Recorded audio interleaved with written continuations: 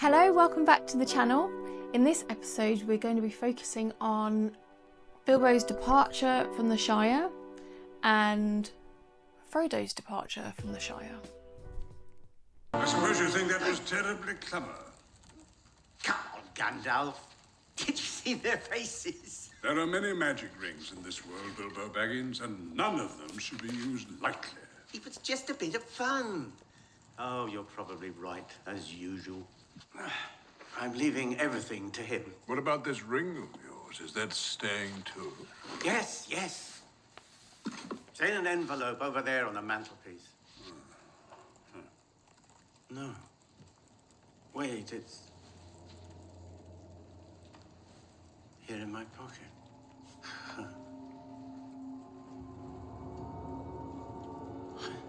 Isn't that old now?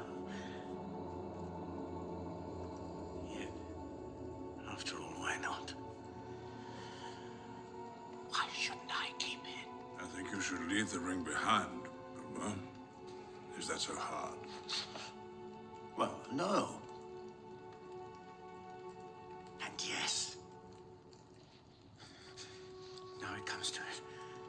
I don't feel like parting with it. It's mine. I found it. It came to me. There's no need to get angry. Well, if I'm angry, it's your fault.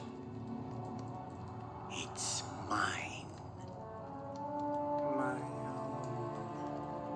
My precious. Precious? It's been called that before, but not by you. Oh, my business isn't of yours when I do with my own I things. think you've had that ring quite long enough. You want it for yourself. Bilbo Baggins! Do not take me for some conjurer of cheap tricks. I am not trying to rob you.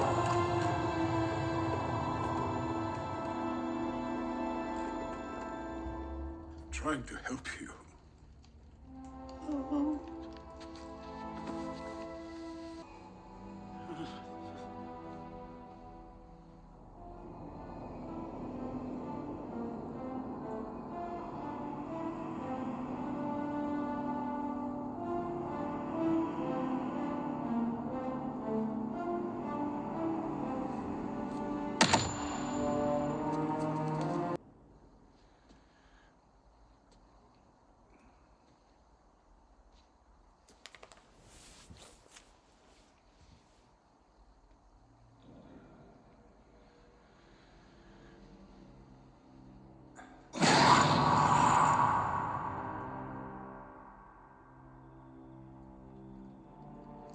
It's mine.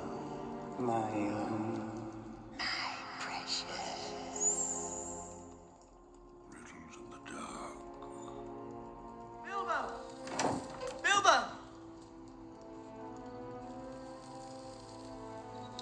My precious.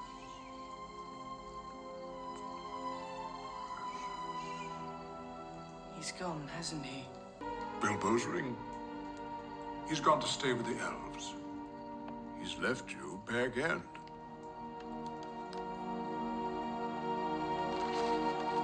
Along with all his possessions. The ring is yours now. Put it somewhere out of sight. Where are you going? There's some things that I must see to. What things? Questions. Questions that need answering.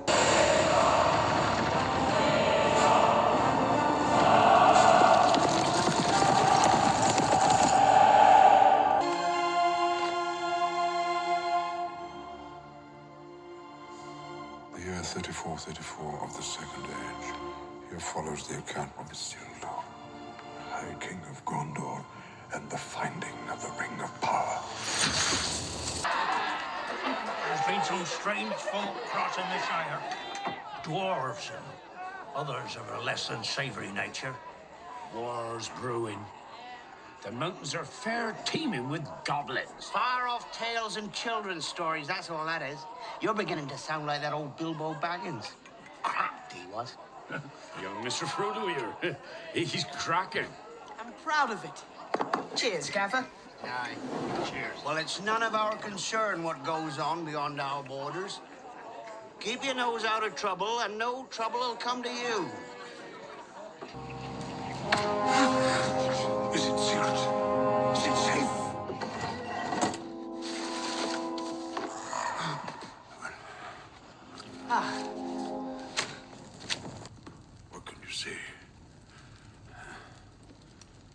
see anything? Nothing. There's nothing. Wait.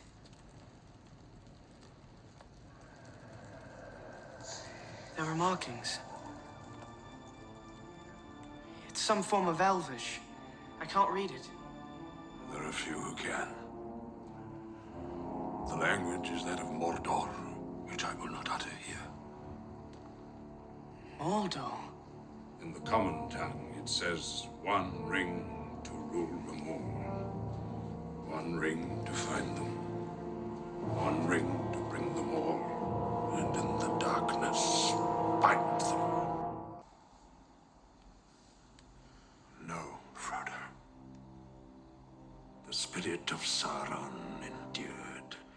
His life force is bound to the ring, and the ring survived.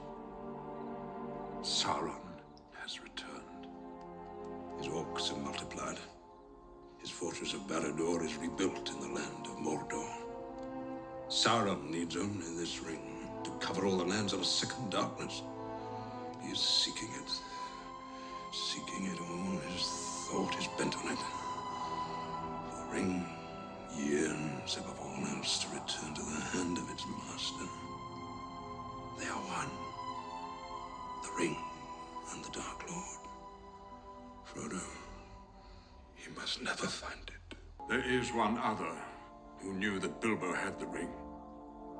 I looked everywhere for the creature Gollum, but the enemy found him first. Shire. Baggins. But that would lead them here. Who goes there? Take it, Gandalf.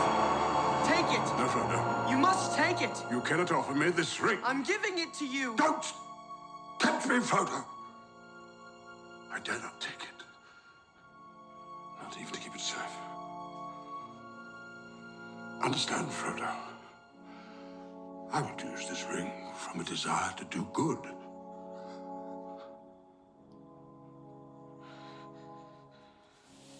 But through me, it would wield a power too great and terrible to imagine.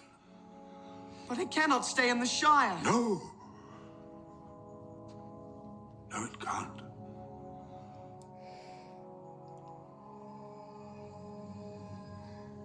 What must I do? You'll have to leave the name of Baggins behind you. But that name is not safe outside the Shire. Travel only by day. And stay off the road. I can cut across country easily enough. My dear Frodo, hobbits really are amazing creatures. You can learn all that there is to know about their ways in a month, and yet after 100 years, they can still surprise you. Okay, so that was quite a big chunk that we just watched there. In this section, we see more of the power of the ring.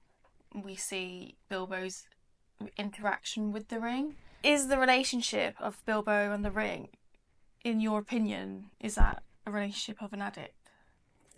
I think that's one way of looking at it, because it seems to excite all sorts of passions and cravings and attention. So whatever it is, it becomes what's the centre of the film, and it's a marker of value. It means all sorts of things to all sorts of different people. There's a Freudian word or epithet, overdetermined, to describe things in dreams which have so much value, so many multiple interpretations, it's hard to reduce them to one. Yeah. And I suppose the link with addiction, if you want to pursue that, would be that the thing to which one is addicted becomes an answer to everything, because so many answers are wrapped up in it. You know, it brings a solution to all sorts of problems in one thing, whether it's a drug or a ring. So to that extent, I think there is a connection. This is an overdetermined object, so redolent of meaning, so replete with value, that it can mean all sorts of things to all sorts of people. And its value becomes so precious, to use the word that's used again and again there, that it's almost impossible to let it go. So to that extent, I think there is a link with addiction. I think I got to that conclusion this time watching it because of in the extended edition, Bilbo talks about being selfish, and so that's why the idea of Bilbo having an addiction to the ring became more obvious to me. Yeah, and I think it's a plausible line of inquiry. I was thinking also in psychoanalytic terms, two thinkers in particular, Donald Winnicott would be one of them, who talks about transitional objects. And the other one would be John Bowlby, who talks about attachment theory. I think it's possibly interesting to analyse the ring through both lenses. So first of all, in terms of attachment theory, you can understand not just Bilbo's attachment to the ring, maybe that of others, as an insecure attachment. So attachment theory pertains really to our development as human beings and the attachments we make to other people, and particularly with our parents as we grow up. And we can have secure or insecure attachments, essentially. And an insecure attachment would be manifested by the toddler who, when the parent leaves the room, becomes extremely distressed because they don't know whether they'll return, which is natural to a toddler. But if that continues into later life and manifests as separation anxiety in relation to other people and the objects of addiction, what if I'm separated from the source of my addiction, can be problematic for the individual concerned. And we're getting a representation of the ring's power to generate excessive attachment to it on the part of certain individuals, which relates to addiction, of course. Yeah. Whereas you could argue Gandalf appears to have a slightly more secure attachment. He's attached, but he's securely attached to the ring. Yeah. He knows its power and can let go of it more easily, not without difficulty, but in a slightly less trammelled way than is the case for Bilbo. So you have two different kinds of attachment represented there. A slightly less insecure attachment on the part of Gandalf, and a slightly more anxious attachment on the part of Bilbo, which I think, arguably could be connoted with attachment in one way. The other, so that's attachment theory, and one could say more about that, the attachment to the ring. And the attachment to the ring is potentially a substitute for other things which are missing in life. And by the way, it's worth saying in parenthesis here that the form of the ring is interesting because it's a circle with a hole in it. Yeah. And although the emphasis is on the substance of the ring and the gold and the inscription that we come to later on, I think it's pretty significant that what makes the shape of the ring is the hole in the middle. Yeah. And the hole in the middle is empty. And emptiness facilitates any kind of projection we want to cast towards it. It doesn't limit our interpretations of it because it's a null signifier in some way, which we can make mean things for ourselves. So in a way, a ring is a perfect symbol because it only limits our interpretation of it up to a point, because most of it is empty space. And in that empty space, we can feel at liberty to populate that space with our own needs and projections and interpretations and so on. So that's a kind of parenthesis around the notion of attachment theory. The other thinker I was thinking around then is this man, Donald Winnicott, who is another psychoanalyst, who talks about transitional objects. And it's not unrelated to attachment theory, but again, if you think about infant development, infants are often given something like a teddy bear to soothe them in the absence of their parents, to help them get to sleep, for example. And they attach to that to kind of transition through the phase of separation towards one of being on their own, independent. And, one wonders the degree to which the ring is a sort of transitional object. Yeah. And within the space of the film as a whole, what makes the drama dramatic is that we're in a time of transition where we don't know who is going to own the ring. where it's going to land, so that then we don't need to worry about the ring again, because a new order will then institute itself. So we've had, a period of stability, now a period of instability, which is the drama of this film, and then presumably that'll be superseded by a period of stability. It's in that intervening, in the interregnum, in the question mark over who owns this ring, that the anxiety arises, and so the ring itself becomes that transitional object, in lieu of a secure authority. While authority is being disputed, while the question of power remains open, the ring itself is something we can kind of hang on to. So it holds the space for that question as a kind of transitional object throughout, I suppose, not just this movie, but the ones that come after as well. In addition to addiction, I think there are two other takes on it. One is to do with attachment theory, which I think is related to addiction, and insecure attachment, because people who are addicted to the substance they're addicted to manifest an insecure attachment, which often can represent an insecure attachment from childhood, often to a parent, which wasn't satisfied, so they had to keep going back to it because they were afraid that the relationship would be removed from them.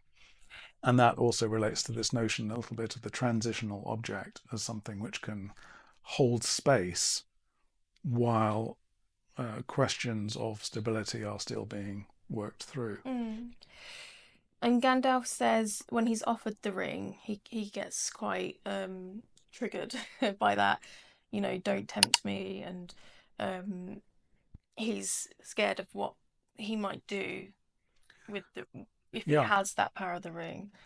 Well, that's the fear, I think, is derived from the fact not only that it's an attachment, which then comes to control the people in its bailiwick, as it were, but also because it seems to alter the personality of the person who's got it. So we have early on in that clip a moment where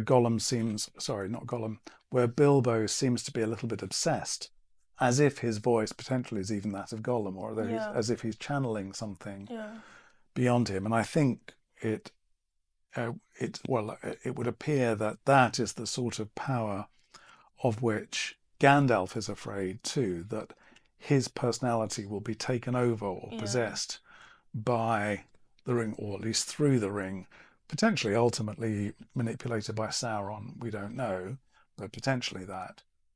And so Bilbo lapses momentarily for 30 seconds or so into this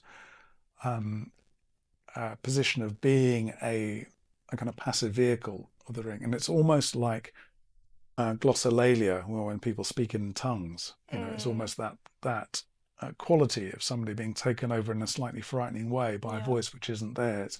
Also associated with things like paranoid schizophrenia, people who not just hear voices in this case, but also vocalize those voices. And I think that's among the many things that are scary about it. It's that I'm no longer in charge of myself, but I become a vessel or a sounding board for this other voice which speaks through me, and not just speaks through me, but is capable of speaking through me with malign intent. So I might be able to control my voice and be generally a good person, but the power of this ring is such that not only can it take over me through a kind of remote control, but can actually give voice to thoughts and feelings and intentions which appear to be malign in some way, and possibly even satanic. So I then become, a kind of lieutenant of Satan in some way, or lieutenant of Satan.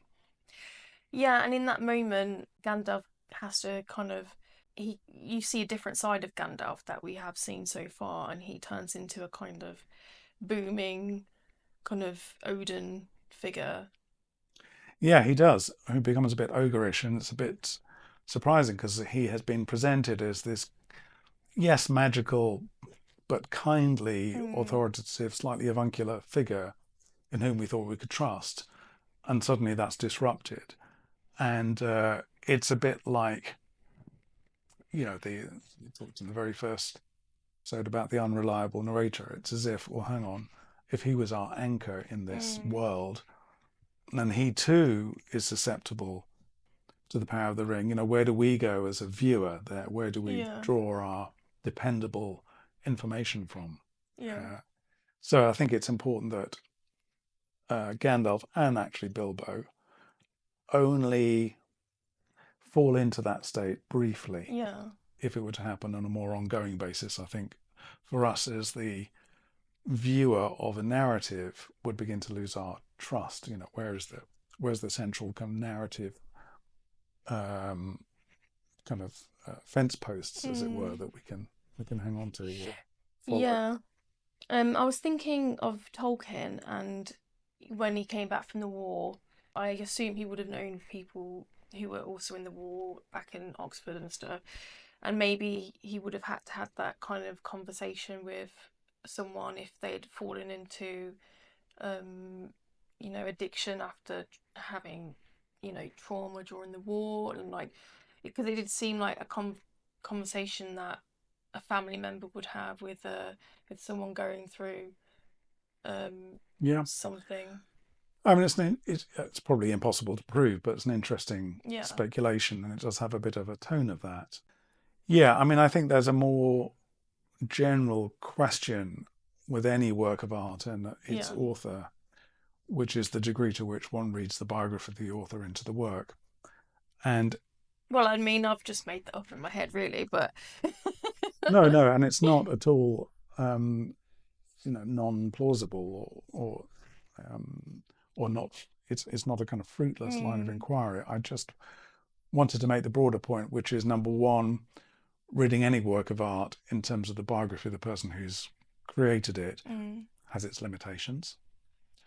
And secondly, we are talking about a film here, not just a book. So with a book, although principally it was Tolkien who was controlling the book, there will have been an editorial process. So he's not the only hand that's involved in that. But when it comes to a film, the number of hands multiplies enormously because you've got the book, the script of the book, you've got the actor, you've got the producer, you've got the director, you've got the DP, and so on and so forth. So it's an ensemble effort, and because of that, the intention of the author, Tolkien, is inevitably more diffuse and harder to map back reliably, I think. But that's a kind of broader point, I suppose. The moment where he drops the ring that I picked up on was when he says, I'm going to leave everything. Bilbo. Yeah, Bilbo. I'm leaving everything to Frodo, including the ring. It felt like, okay, I'm going to leave all my possessions, but also I'm passing on this heavy burden, this trauma to you. And it made me think of traumas being passed through family generations that they don't get, like something hasn't been seen to and all resolved, and it will just continue to pass around until Frodo destroys it. I mean, it's interesting how many layers there are in that moment, because at one level we've got Bilbo simply leaving and passing things on to Frodo, which is a fairly innocuous thing to do. But within that, we've got a suggestion that Bilbo may never come back, so that Frodo then becomes an inheritor. We know he's the nephew of Bilbo, so that ratchets things up a little bit, but still in a recognizable kind of family benign tradition. I'm passing things on to my nephew, and that's my legacy, and that's a broadly positive line of legacy. But as you say, we then have the passing on of the ring, effectively, which is, for at least three reasons, complex. One, because, as we've just said, Bilbo's attachment to the ring is such that we're not completely convinced he's let go of it, even when he let goes of it. So the letting go isn't a simple gesture, because as you suggest, there's a potential kind of addictive quality there. So he may be letting go of it now, but how much has he actually released it? So there's that. which is a kind of dark element of the handing over, or a compromise element of the handing over. Then on the flip side of that, we have a positive element of the handing over, which is I'm passing on this quest or this important symbolic item to you, Frodo, as a gesture of trust and an implicit anointing of you as the next person in line of this saga and epic.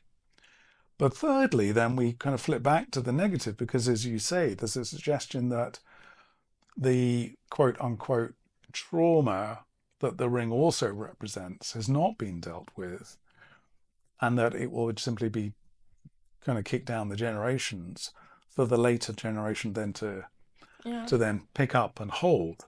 And I think you're sort of alluding to systemic philosophy and the kind of work involved in constellations, family constellations, where that's exactly the problem. The younger people become, out of loyalty and love, and if anything, Frodo is representative of its loyalty and love, I think, as a figure in this film, particularly in the Shire.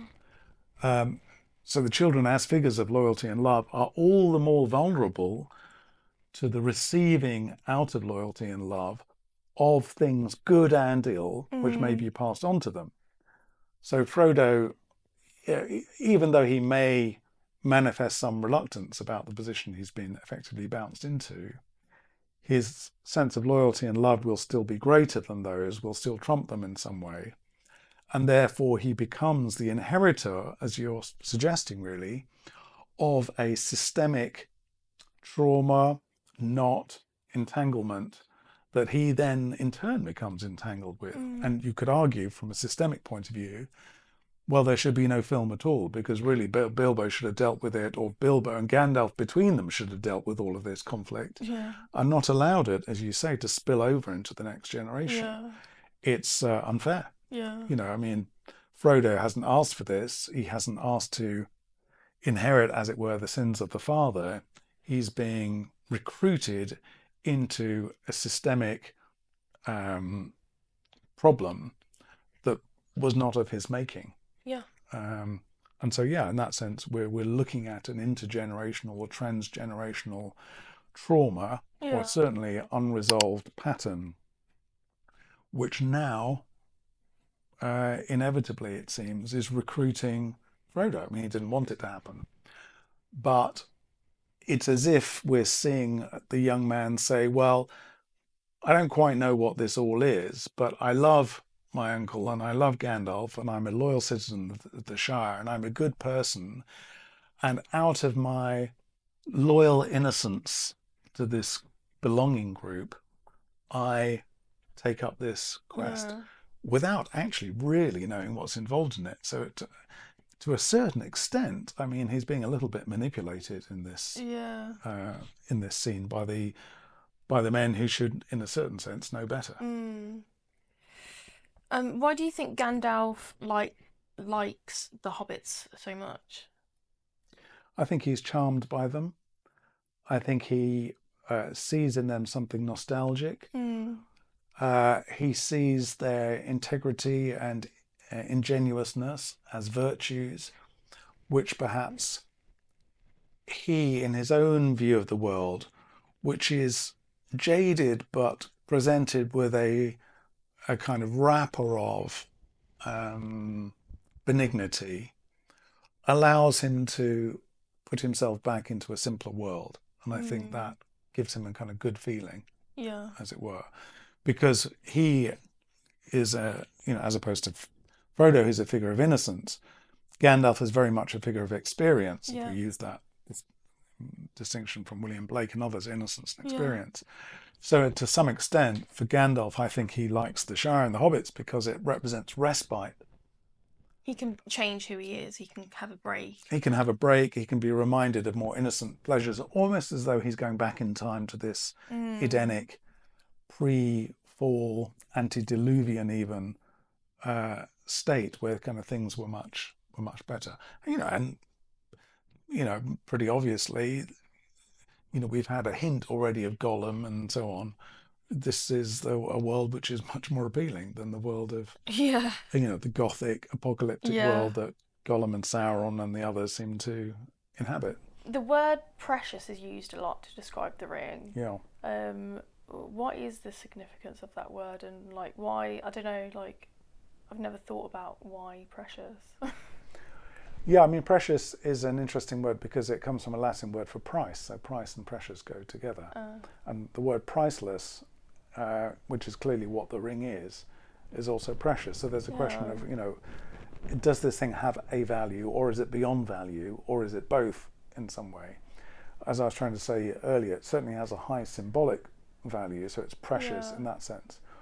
But the way in which the word is repeated, slightly maniacal, you know, it's slightly mad. The way Bilbo says the word, and then Gandalf kind of repeats it over and over, has the quality of an incantation to it, as though they are almost conjuring it up in some ways through the use of this word precious. So it is precious, and I think there is something, because, you know, we're in the world of magic here, there is a sense that the repetition of a word can or might potentially create the reality or make the reality appear. And the word precious seems to have a little bit of that quality, as if it's a kind of talisman word, or even a taboo word in the original sense, like a sacred, withheld word. There's also the repetition of one ring to rule them all, one ring to find them, one ring to, you know. Yeah. So that, like a spell. Yes, like a spell. I mean, I couldn't help thinking there about the theology behind that. The idea of, you know, one God to rule them all, you know, monotheism versus polytheism and so on. I mean, I think it's a very sub theme in all of that, but nevertheless, there might be a little bit of that going on. Well, I wanted just to comment on the names for a moment, because Gandalf, the Alf ending, suggests something from Middle English and like a little bit like a kind of Beowulf as well.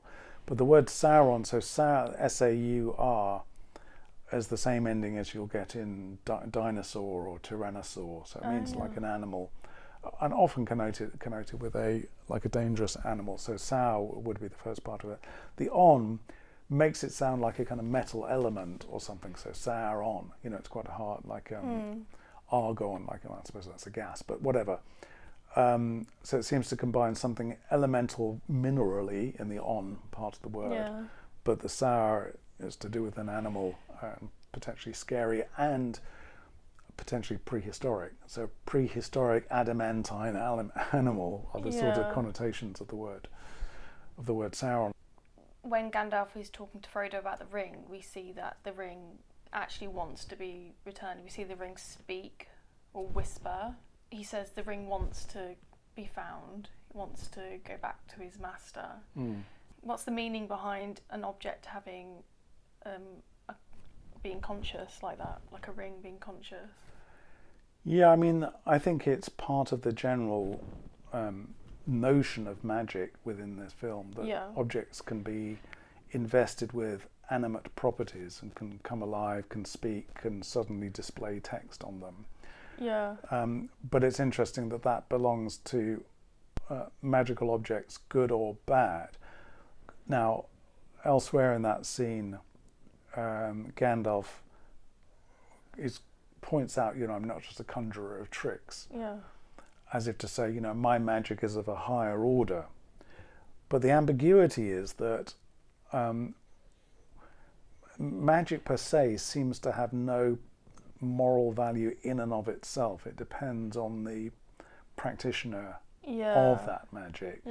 So it can be turned to good or ill. And I think that's something that also inheres in the ring per se. So although Gandalf says the ring and Sauron are essentially the same, one and the same thing, nevertheless it does seem that the ring can be at least have its more evil energies tamed by good people, and at best have its energies directed towards good ends,